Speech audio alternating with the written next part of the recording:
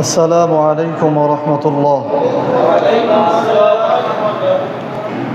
إن الحمد لله نحمده ونستعينه. من يهده الله فلا مضل له ومن يضلل فلا هادي له. أشهد أن لا إله إلا الله وحده لا شريك له وأشهد أن محمدًا عبده ورسوله. أما بعد فإن خير الحديث كتاب الله وخير الهدي هدي محمد صلى الله عليه وسلم وشر الأمور محدثاتها وكل بدعة ضلالة وكل ضلالة في النار. মহান আল্লাহ সুবহানাহু ওয়া তাআলার দরবারে শুকরিয়া আদায় করছি। আল্লাহ রাব্বুল আলামিন আমাদের সকলকে দুনিয়ার যাবতীয় ব্যস্ততাকে দূরে ঠেলে দিয়ে শয়তানের যাবতীয় তৎপরতা ছিন্ন করে দূর দূরান্ত থেকে একত্রিত হয়ে মহান আল্লাহ রাব্বুল আলামিনের ডাকে সাড়া দিয়ে যথাসময় জুমার সালাত আদায় করতে আসার তৌফিক দান করেছেন। এই জন্য সেই আল্লাহ তাআলার আলিশান দরবারে শুকরিয়া আদায় করে পড়ছি আলহামদুলিল্লাহ। প্রিয় উপস্থিতি, আমরা মুহাম্মদ সাল্লাল্লাহু আলাইহি সাল্লামের জীবনী সম্পর্কে জানবো। হযরত মুহাম্মদ সাল্লাল্লাহু আলাইহি সাল্লাম যিনি বিশ্ব মানবতার মুক্তির দূত, রাহমাতাল লিল আলামিন, এই বিশ্ব জগতের জন্য যিনি রহমত স্বরূপ, ইনি জন্মগ্রহণ করেছেন 570 খ্রিস্টাব্দে আরবের মক্কা শহরের কুরাইশ বংশের পিতা আব্দুল্লাহর ঘরে মা আমেনার কোলে। তিনি তার 40 বছর পর্যন্ত কাটিয়েছেন আরবে মক্কায়, এবং সেখানে তিনি সামাজিকভাবে অন্যরা যেমন বড় হয়েছেন, সামাজিকভাবে যেভাবে ছিলেন তিনিও সেভাবে ছিলেন, তবে তার চরিত্র ছিল উন্নত। তিনি ওই সমাজে আল আমিন হিসাবে পরিচিত ছিলেন, মানুষের কাছে বিশ্বস্ত ছিলেন। সমাজের মানুষ তার কাছে বিভিন্ন অর্থ সম্পদ, সোনা গহনা এইগুলি আমানত হিসাবে রাখত, যেন উনি সঠিক সময়ে ভালোভাবে ফিরিয়ে দিবেন এই বিশ্বাসে, এবং উনি মানুষের সমস্যার সমাধান করে দিতেন। এভাবে উনি বিশ্বাসের একটি জায়গা উনি গ্রহণ করে নেন, এবং সবাই ওনাকে বিশ্বস্ত হিসাবে বিশ্বাস করেন এবং আলামিন হিসাবে ওনাকে উপাধি দিয়েছিলেন। আমাদের আলোচনা 40 বছরের পূর্বের বিষয়টা না, তাহলে আমরা শেষ করতে পারবো না। আমরা আজকে আলোচনা করব মুহাম্মদ সাল্লাল্লাহু আলাইহি সাল্লামের ব্যক্তি জীবন সম্পর্কে। ব্যক্তি হিসাবে মুহাম্মদ সাল্লাল্লাহু আলাইহি সাল্লাম কেমন ছিলেন, আমরা সবাই চেষ্টা করব ওনার এই চরিত্রগুলো ধারণ করার জন্য। এই জন্য মনোযোগ দিয়ে শুনবেন, প্রত্যেকটা মুখস্থ করবেন, আর এরপর থেকে ওইভাবে চলবেন। তাহলে আল্লাহ আমাদেরকে ভালোবাসবেন, আল্লাহ আমাদেরকে কি ক্ষমা করবেন। ব্যক্তি জীবন সম্পর্কে মুহাম্মদ সাল্লাল্লাহু আলাইহি সাল্লামের ব্যক্তি জীবন কেমন ছিল। ব্যক্তি জীবনে মুহাম্মদ সাল্লাল্লাহু আলাইহি সাল্লাম একজন নিরহংকারী মানুষ ছিলেন। ওনার মধ্যে কোনো অহংকার ছিল না। উনি যে নবী, উনি যে রসুল, উনি যে আল্লাহর বিশ্বস্ত নিয়ামত প্রাপ্ত, এই ধরনের কারণে ওনার মধ্যে কোনো অহংকার ছিল না। হযরত আনাস রাদিয়াল্লাহু তাআলা আনহু ওনার খাদেম ছিলেন। উনি ওনার ব্যাপারে বলেছেন যে উনি যখন বাচ্চাদের দিকে যেতেন, অর্থাৎ কোথাও বাচ্চারা খেলাধুলা করছে, কোনো বাচ্চাদের খেলার মাঠে বা তারা যেখানে আছে সেদিক দিয়ে যখন যেতেন, মুহাম্মদ সাল্লাল্লাহু আলাইহি সাল্লাম নিজে থেকে আগে তাদেরকে সালাম দিতেন। বলেন সুবহানাল্লাহ। বাচ্চারা খেলাধুলা করছে, যেটাকে আমরা নিরর্থক মনে করি, সেখানে মুহাম্মদ সাল্লাল্লাহু আলাইহি সাল্লাম নিজে আগে থেকে তাদেরকে সালাম দিতেন। এইটা উনি যে নিরহংকারী একজন মানুষ, তার একটি বহিঃপ্রকাশ, যে ছোটদেরকে উনি সালাম দিচ্ছেন। এটা ওনার একটা গুণ, এটা ওনার একটা চরিত্র। আমাদেরও উচিত ছোটদেরকে সালাম দেওয়া। দ্বিতীয় পর্যায়ে আমরা জানবো রাসূল সাল্লাল্লাহু আলাইহি সাল্লামের পারিবারিক জীবন। পরিবারে রাসূল সাল্লাল্লাহু আলাইহি সাল্লাম কেমন ছিলেন। পরিবারের ব্যাপারে রাসূল সাল্লাল্লাহু আলাইহি সাল্লাম বলেছেন, পরিবারের তার চরিত্রের ব্যাপারে আয়েশা রাদিয়াল্লাহু তাআলা আনহা বলেছেন যে পরিবারের মধ্যে রাসূল সাল্লাল্লাহু আলাইহি সাল্লাম ছিলেন অমায়িক চরিত্রের একজন মানুষ। তিনি নিজেই নিজের জুতা সেলাই করতেন, নিজের কাপড় পরিষ্কার করতেন এবং আমাদের রান্নার কাজে সহযোগিতা করতেন। আয়েশা রাদিয়াল্লাহু তাআলা আনহা বলেছেন, ওনার খাদেম আনাস রাদিয়াল্লাহু তাআলা আনহু বলছেন যে আমি 10 বছর মুহাম্মদ সাল্লাল্লাহু আলাইহি সাল্লামের সাথে ছিলাম, কিন্তু উনি কখনো আমাকে বলেননি যে এই কাজটা কেন করনি আর এই কাজটা কেন করেছো, এইভাবে তিনি প্রশ্ন করেননি। তাহলে কতটা ধৈর্যের মানুষ! এই 10 বছরে কি আনাস রাদিয়াল্লাহু তাআলা আনহুর একটাও ভুল হয়নি? ভুল হয়েছে, কিন্তু উনি সেটা ধরেননি বা ধমক দেননি। এইগুলোর মাধ্যমে বোঝা যায় যে ওনার পারিবারিক চরিত্র কেমন ছিল। এরপর পরিবারে উনি খুব স্বাভাবিক জীবনযাপন করতেন, পরিবার নিয়ে উনি খুবই স্বাভাবিক জীবনযাপন করতেন।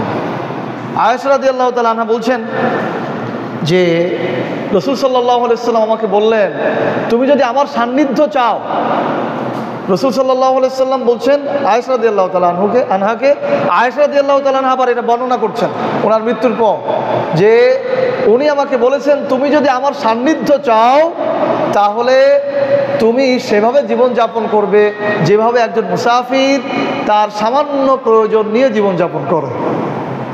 এরপর বলেছেন তুমি ধনীদের সাথে চলবে না।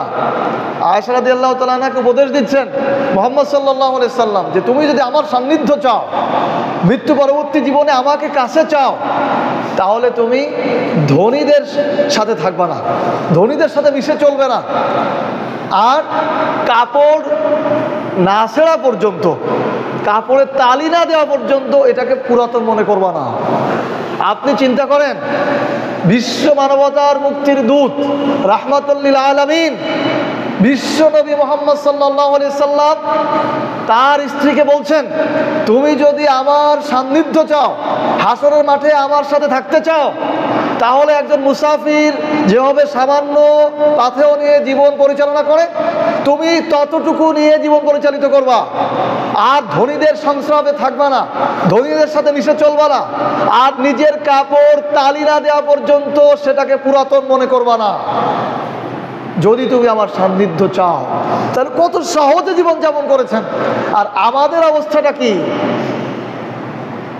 আবু হুরায়রা রাদিয়াল্লাহু তাআলা আনহু বলছেন মুহাম্মদ সাল্লাল্লাহু আলাইহি সাল্লাম বলতেন আমি এই ভেবে আনন্দিত হই যে আল্লাহ রাব্বুল আলামিন আমার জন্য উহুদ পাহাড়কে স্বর্ণে পরিণত করে দিবেন, উহুদ পাহাড়কে স্বর্ণে পরিণত করে দিবেন, আর 3 দিন অতিবাহিত হওয়ার পূর্বেই ওই উহুদ পাহাড় পরিমাণ স্বর্ণের কিয়াদাংশ, মানে সামান্য অংশ আমার কাছে থাকবে না, আমি সমস্ত কিছু আল্লাহর পথে ব্যয় করে দেব। বলেন সুবহানাল্লাহ। কি চরিত্রের অধিকারী ছিলেন! এক উহুদ পাহাড় স্বর্ণ 3 দিনের মধ্যে ব্যয় হয়ে যাবে আল্লাহর পথে, এতে উনি খুশি হবেন। আমাদের চরিত্রের অবস্থাটা কি? এক রতি আছে না, এক রতি স্বর্ণও যদি আমরা পাই তাহলে এটা মনে করি যে আমার জন্ম তো যাবেই, আমার পরবর্তী প্রজন্মও যেন এটা ঠিক করে রেখে দিতে পারে। আয়েশা রাদিয়াল্লাহু তাআলা আনহা বলছেন যে আমরা 3 দিন একাধারে মসৃণ রুটি খাইনি।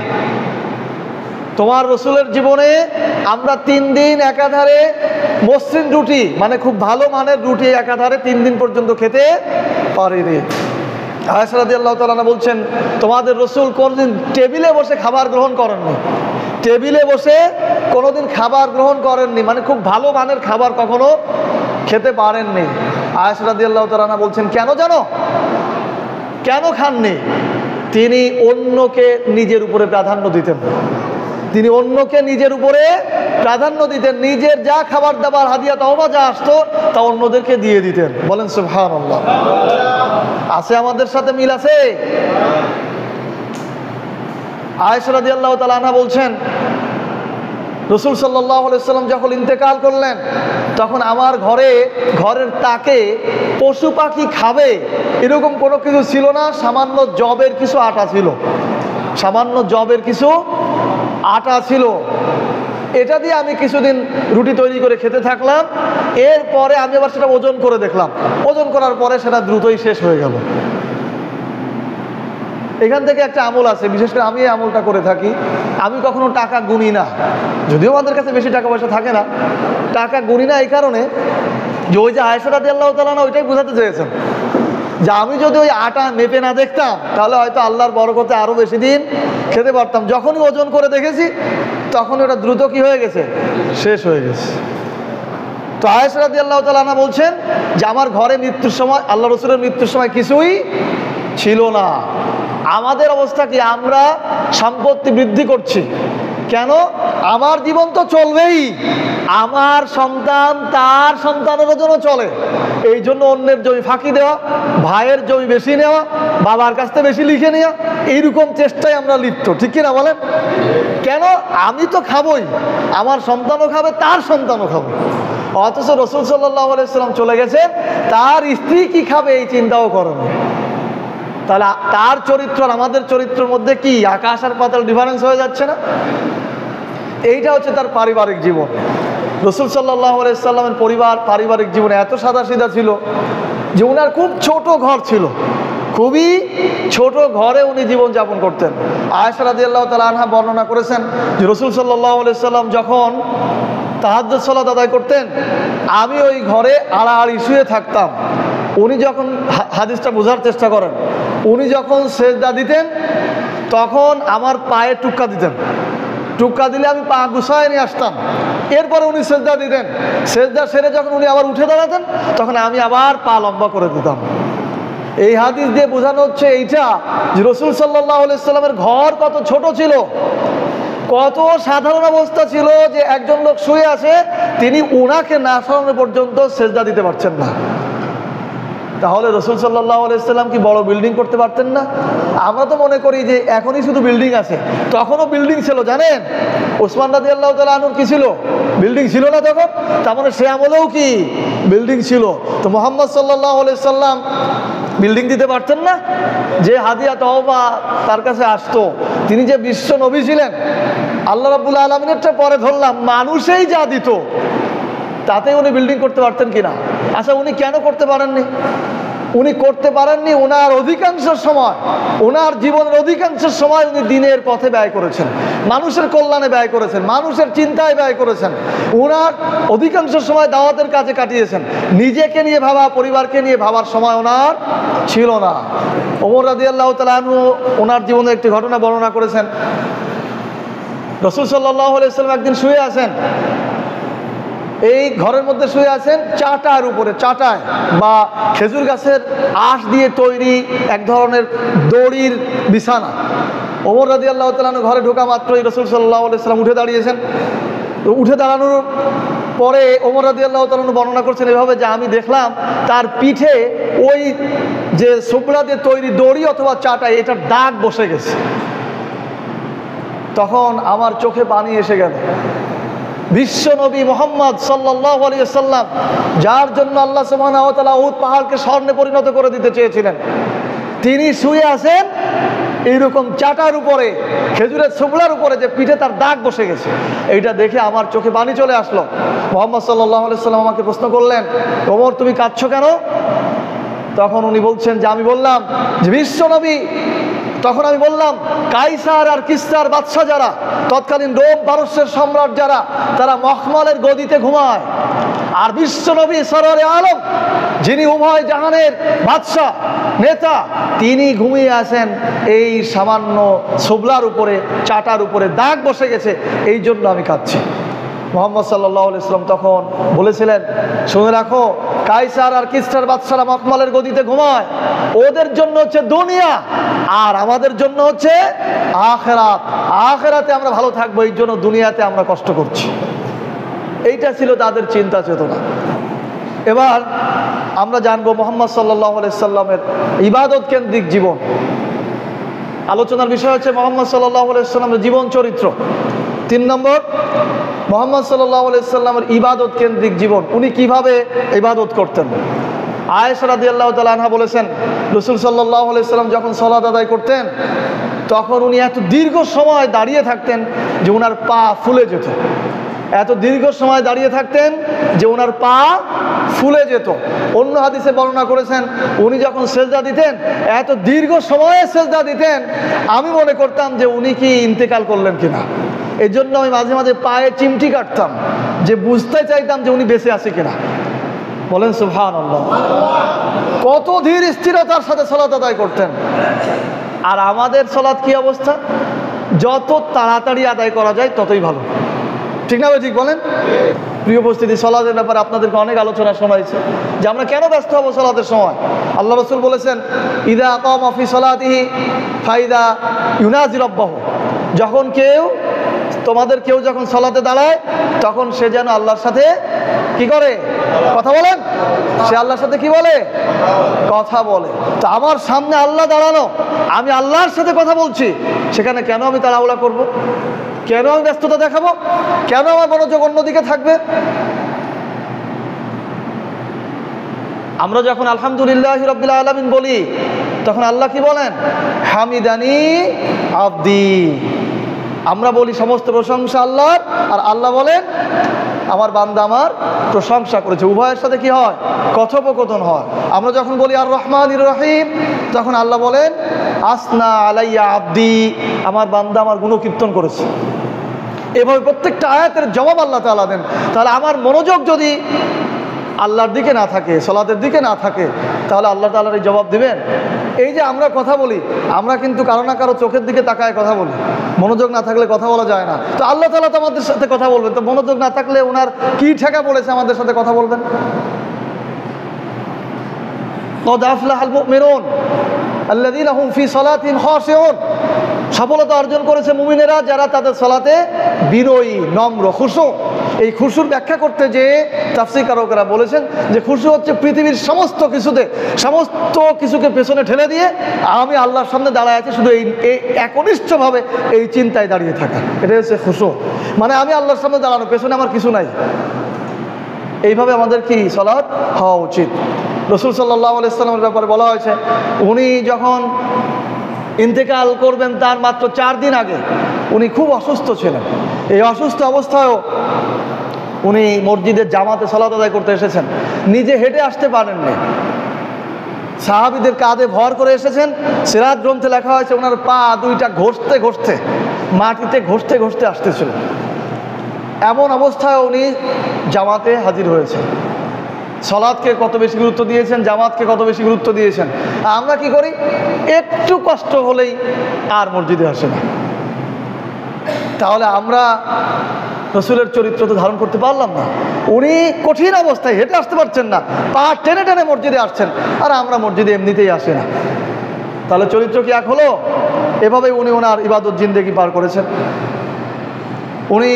আমরা তো শুধু রমজান মাসে সিয়াম পালন করি, তাই না? কিন্তু উনি প্রত্যেক মাসে তো সিয়াম পালন করতেনই, বিশেষ করে শাওয়াল মাস, বিশেষ করে যখন শাবান মাস আসতো, আয়েশা রাদিয়াল্লাহু তাআলা আনহা বলেছেন এত বেশি সিয়াম পালন করতেন যে মনে হতো উনি যেন আর সিয়াম ভাঙবেনই না, এভাবেই থাকবেন। আমরা তো রমজানে ছাড়া আর সিয়ামের কোনো ধার নেই। বিষয়টা এরকম না? এটা হচ্ছে ওনার ইবাদত কেন্দ্রিক জীবন, সামাজিক জীবন। রাসূল সাল্লাল্লাহু আলাইহি ওয়াসাল্লামের সামাজিক জীবন কেমন ছিল? সমাজ জীবনে উনি কেমন ছিলেন? আমরা আগেই বলেছি রাসূল সাল্লাল্লাহু আলাইহি ওয়াসাল্লাম নবুয়ত প্রাপ্তির আগেই মানুষের কাছে বিশ্বস্ত ছিলেন। কোনো গ্যাঞ্জাম ফ্যাসাদ সৃষ্টি হলে উনার কাছে মানুষ বিচার নিয়ে আসতো যে উনি যেটা বলবে সেটা সঠিক বলবে এবং এটা আমরা সমাধান হিসাবে গ্রহণ করে নেব।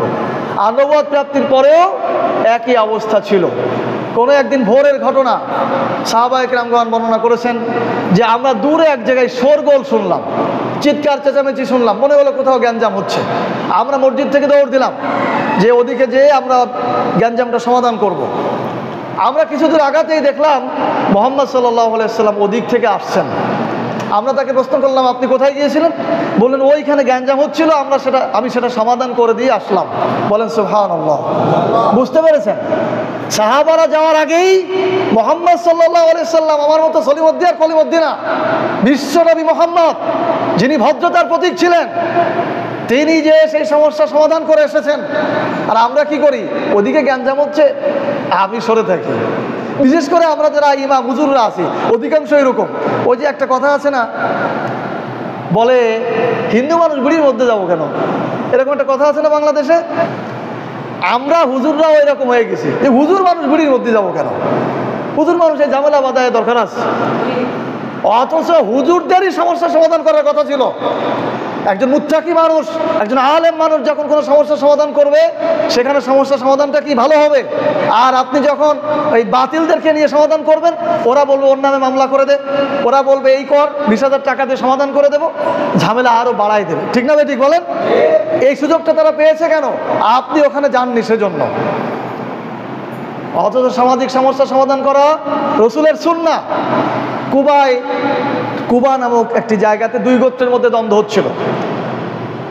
এই দ্বন্দ্ব সমাধানের জন্য রাসূল সাল্লাল্লাহু আলাইহি সাল্লামকে আহ্বান করা হলো। উনি কিছু সংখ্যক সাহাবী নিয়ে সেখানে গেলেন।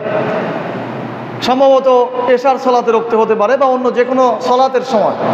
উনি যে সেটা সমাধান করে ফিরে আসতে জামাতের সময় পার হয়ে গেল।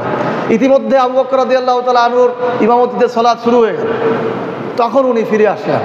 পরবর্তীতে আবু বকর রাদিয়াল্লাহু তাআলা আনহু তাকে ইমামতের জন্য ডাকলেন, উনি আবার তাকে ইশারা দিলেন। বিভিন্ন ঘটনা আছে। এখানে যেটা বোঝানো হলো যে রাসূল সাল্লাল্লাহু আলাইহি সাল্লাম সামাজিক সমস্যাকে সমাধান করার জন্য এত বেশি গুরুত্ব দিতেন যে সালাতের সময় পার হয়ে যাচ্ছে, জামাতের সময় পার হয়ে যাচ্ছে, তারপরে উনি এই সমস্যা সমাধান করে তারপরে সালাত আদায় করতে এসেছেন। আমাদের অবস্থাটা কি? আমরা কোথাও গ্যাঞ্জাম দেখলে আরো দ্রুত সরে আসি।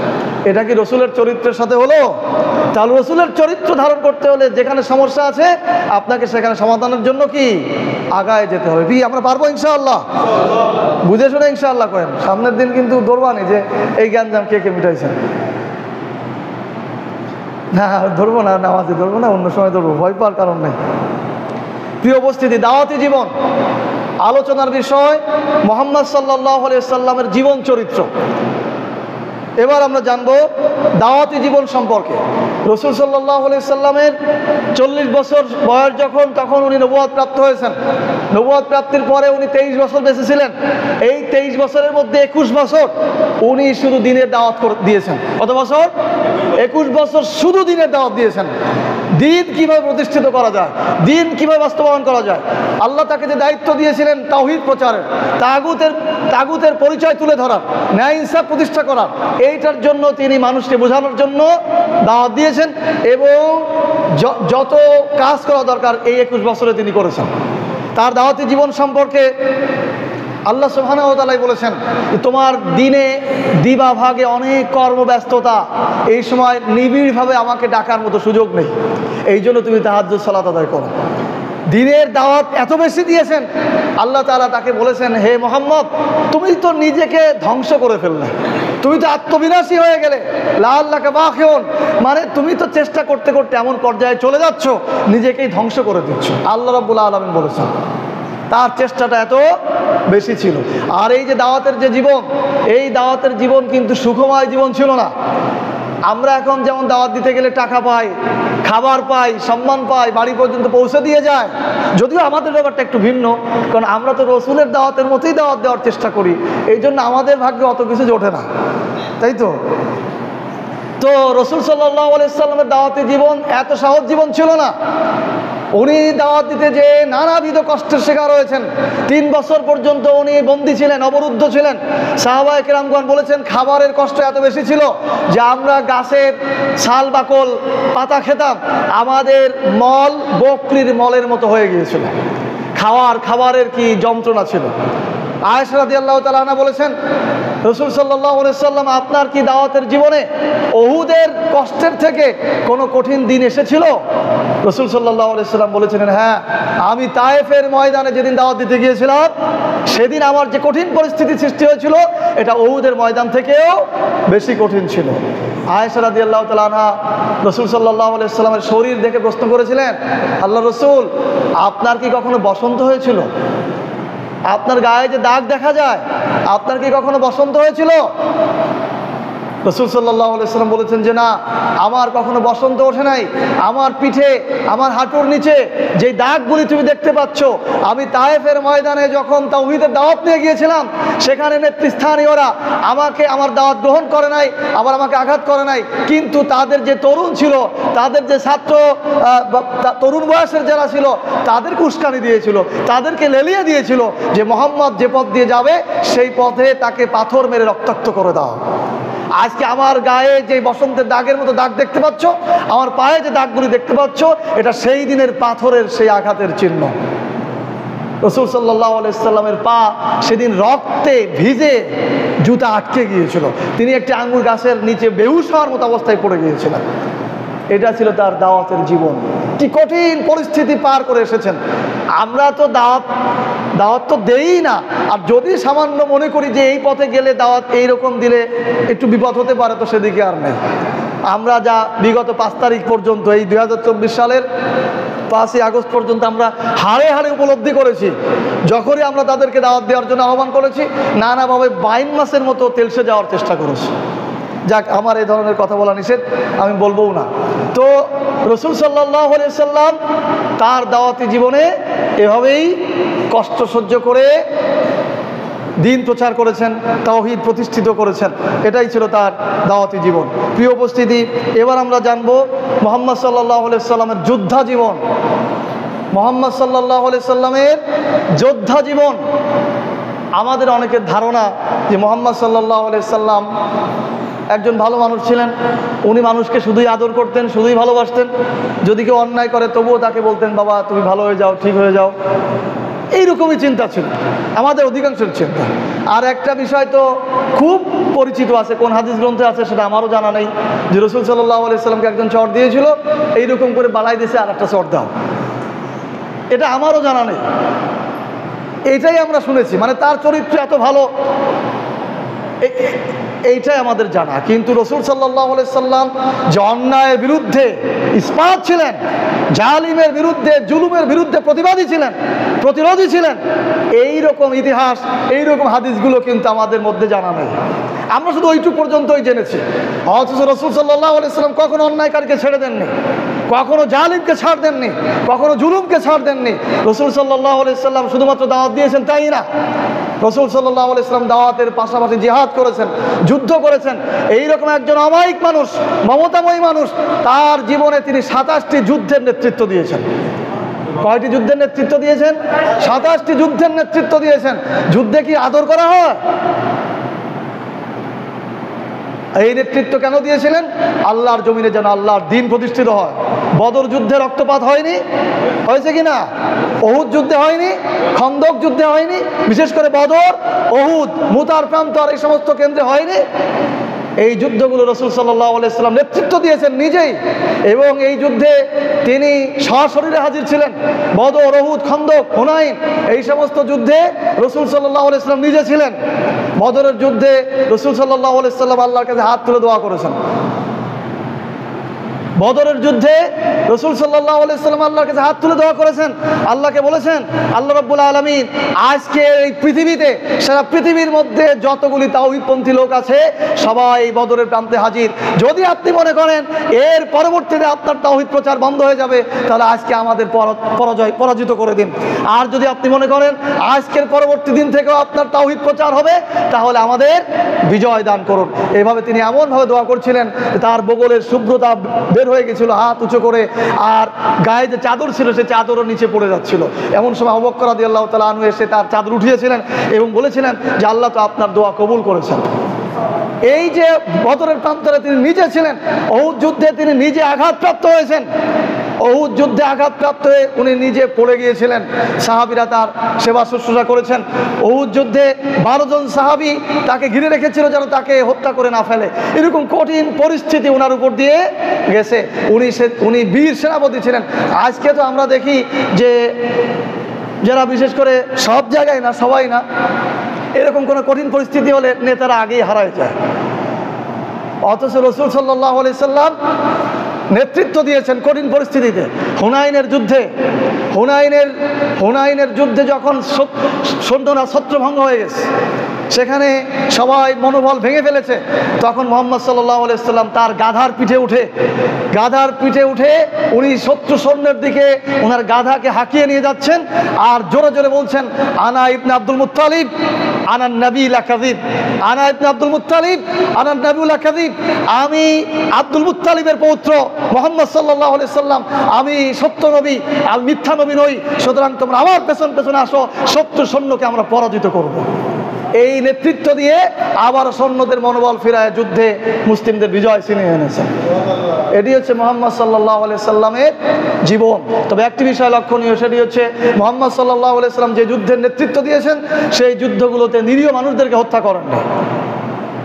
সেনাপতিদের নির্দেশনা দেওয়া ছিল যুদ্ধের ময়দানে কোনো নারীদেরকে হত্যা করা চলবে না, কোনো শিশুদেরকে হত্যা করা চলবে না, কোনো যারা উপাসনালয়ে অবস্থান করবে তাদেরকে হত্যা করা চলবে না, কোনো উপাসনালয়ে আগুন দেওয়া বা উপাসনালয় ভেঙে দেওয়া চলবে না। এভাবে রাসূল সাল্লাল্লাহু আলাইহি সাল্লাম নির্দেশনা দিয়ে সৈনিকদের পাঠাতেন এবং বলতেন শুধুমাত্র তোমরা তাদের বিরুদ্ধে অস্ত্র ধারণ করবে যারা তোমাদের বিরুদ্ধে অস্ত্র ধারণ করে, যারা তোমাদের দিনকে পরাজিত করে দিতে চায়, যে মুহাম্মদ সাল্লাল্লাহু আলাইহি সাল্লাম আদর্শকে পরাজিত করে দিতে চায়, যে আল্লাহর তাওহীদকে পরাজিত করতে চায়, শুধুমাত্র তাদের বিরুদ্ধেই তোমরা অস্ত্র ধারণ করবে।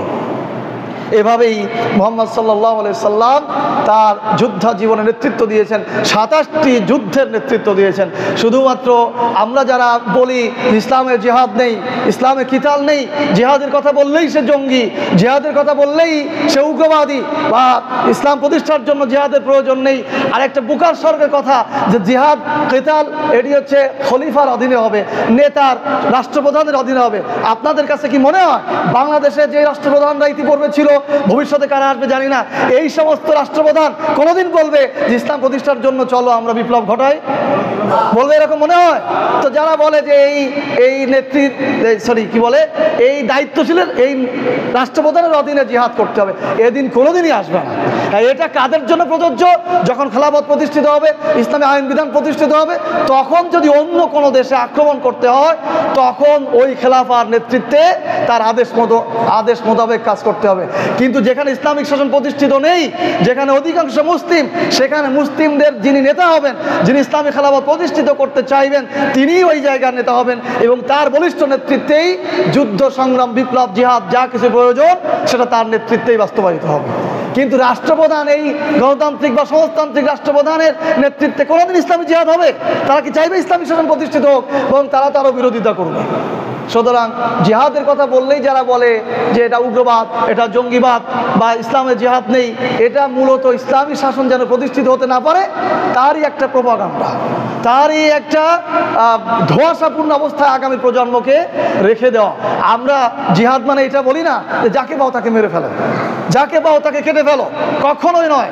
আমাদের সুস্পষ্ট প্রস্তাব রয়েছে, কোনো দেশের বাহিনীর সাথে যুদ্ধ হবে না যতক্ষণ না পর্যন্ত তাদেরকে বলা হবে এদেশে আমরা ইসলামিক শাসন প্রতিষ্ঠিত করতে চাই, আপনারা কোরআনের আইন মেনে নেন, আপনারা কোরআনের সংবিধান মেনে নেন, আমাদের সাথে আসেন। যদি তারা বলে যে না আমরা কোরআনের আইন বাস্তবায়ন হতে দেব না, কোরআনের সংবিধান বাস্তবায়ন হতে দেব না, আল্লাহর তাওহীদ বাস্তবায়ন হতে দেব না, তখন তাদের বিরুদ্ধে যুদ্ধ হবে। তার আগে অপ্রস্তুতভাবে বা সংবাদ ছাড়াই কারো প্রতি কোনো আক্রমণ চলবে না।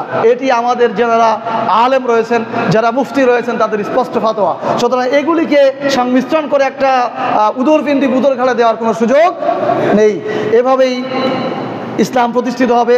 প্রিয় উপস্থিতি, আমি যেখানে ছিলাম মুহাম্মদ সাল্লাল্লাহু আলাইহি সাল্লামের যোদ্ধা জীবন এভাবেই উনি অতিবাহিত করেছেন এবং তিনি আঘাতপ্রাপ্ত হয়েছেন, ইসলামের বিজয় ছিনিয়ে নিয়ে এসেছেন। সর্বশেষ আমরা যেটা বলবো, রাসূল সাল্লাল্লাহু আলাইহি সাল্লামের রাষ্ট্রীয় জীবন।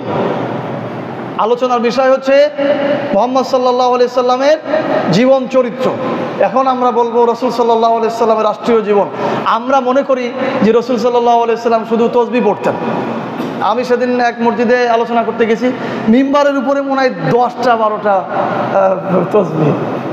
তো আমাদের ধারণা তাসবিহ পড়বেন, তাসবিহ পড়াতে তো কোনো সমস্যা নেই, বোঝানোর জন্য বলছি, আমি বন্ধ করে দিয়েছি আগেই, সমস্যা নেই। আমাদের ধারণা হচ্ছে যে মুহাম্মদ সাল্লাল্লাহু আলাইহি সাল্লাম শুধু তাসবিহ পড়তেন, শুধু আমাদেরকে এই নফল ইবাদত শেখাইছেন, এইগুলোই করা শেখাইছেন। কিন্তু মুহাম্মদ সাল্লাল্লাহু আলাইহি সাল্লাম যে রাষ্ট্র পরিচালনা করেছেন, কোরআনের আইন দিয়ে যে রাষ্ট্র পরিচালনা করেছেন, এই চিন্তা আমাদের মাথার মধ্যে আসে না।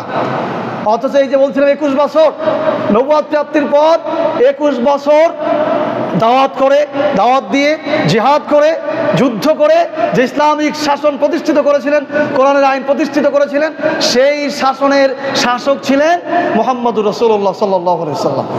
আরব স্টেট মক্কায় যে ইসলামিক শাসন প্রতিষ্ঠিত করেছিলেন তার প্রধান ছিলেন মুহাম্মদ সাল্লাল্লাহু আলাইহি সাল্লাম। তিনি ছিলেন রাষ্ট্রপ্রধান, তিনি সেখানে কোরআনের আইন বাস্তবায়ন করেছিলেন এবং রাষ্ট্রপ্রধান হওয়ার পর প্রথম যে ঘোষণা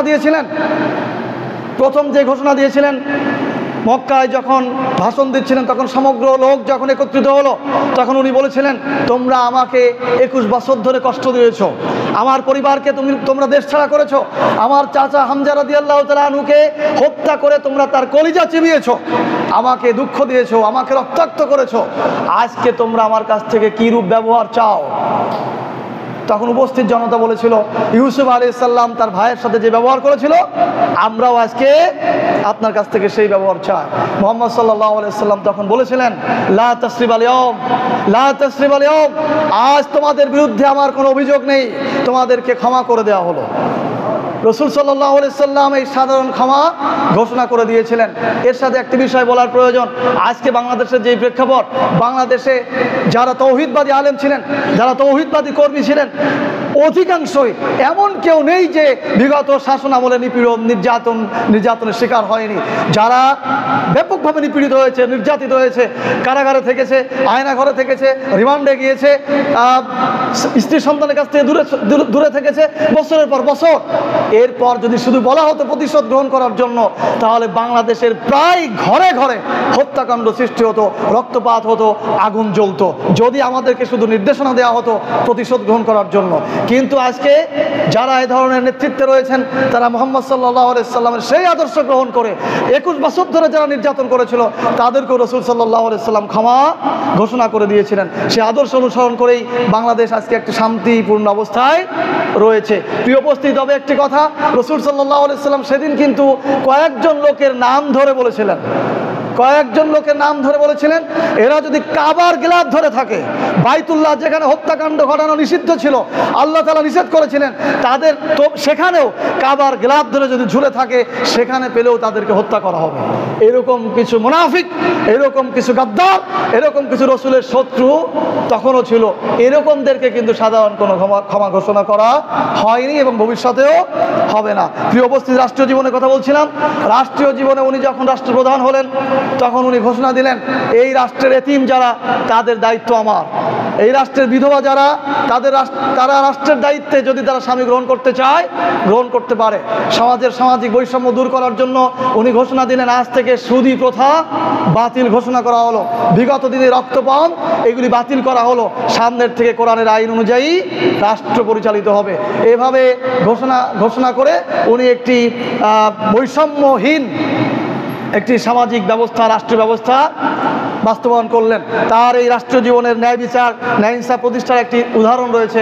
সে উদাহরণ হচ্ছে, ওই সময় নবমুসলিম একজন মহিলা যার নাম ফাতেমা, তিনি চুরি করে বসলেন। তখন সাহাবায়ে কেরামগণ বললেন যে, আল্লাহর রাসূল, এই মহিলা তো নতুন ইসলাম গ্রহণ করেছে, ইসলামের জীবন বিধান সম্পর্কে সে জানে না। এখন যদি চুরি করার অপরাধে তার হাত কাটা হয়, তাহলে মুনাফিকরা ছড়াবে যে মুহাম্মদ সাল্লাল্লাহু আলাইহি সাল্লামের মেয়ে ফাতেমা চুরি করেছে, কিন্তু আসলে সে তো মুহাম্মদ সাল্লাল্লাহু আলাইহি সাল্লামের মেয়ে নয়। তো দেখেন যে আপনি কোনোভাবে একে ছাড় দিতে পারেন কিনা। এই কথা, এই প্রস্তাব পাওয়ার পর রাসূল সাল্লাল্লাহু আলাইহি সাল্লাম মিম্বরে উঠলেন। তার চেহারা লাল হয়ে গেল, তিনি রেগে গেলেন। তিনি বললেন, তোমরা কি আমাকে এই জন্য সুপারিশ করছো যে আমি আল্লাহর বিধান বাস্তবায়ন থেকে দূরে সরে আসি?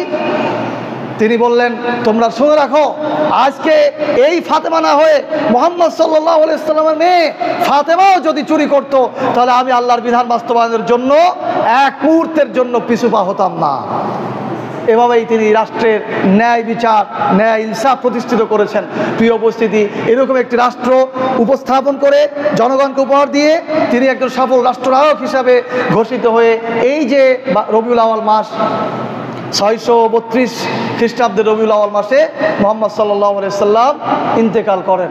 এভাবেই তার যেই বর্ণাঢ্য জীবন, সেই জীবনের শেষ করে তিনি চলে যান। আর আমাদের জন্য একটি আদর্শ তিনি রেখে যান, যে আদর্শ সম্পর্কে আল্লাহ সুবহানাহু ওয়া তাআলা বলেছেন, লাকাদ কানা লাকুম ফি রাসূলিল্লাহি উসওয়াতুন হাসানাহ লিমান কানা ইয়ারজুল্লাহ লিকা ইয়াউমিল্লাহ। আল্লাহ তাআলা বলছেন, তোমরা যারা পরকালকে বিশ্বাস করো, তোমরা যারা আল্লাহর সামনে দাঁড়াতে চাও, তোমরা যারা বেশি করে আল্লাহকে স্মরণ করো, তাদের জন্য একমাত্র আদর্শ রয়েছে মুহাম্মদ সাল্লাল্লাহু আলাইহি সাল্লামের মধ্যে। এই কথা দিয়ে আল্লাহ তাআলা বুঝাতে চেয়েছেন, তোমরা যারা পরকালে আল্লাহর সামনে দাঁড়াতে চাও, রসুলের আদর্শের বাইরে তোমরা যেতে পারবে না।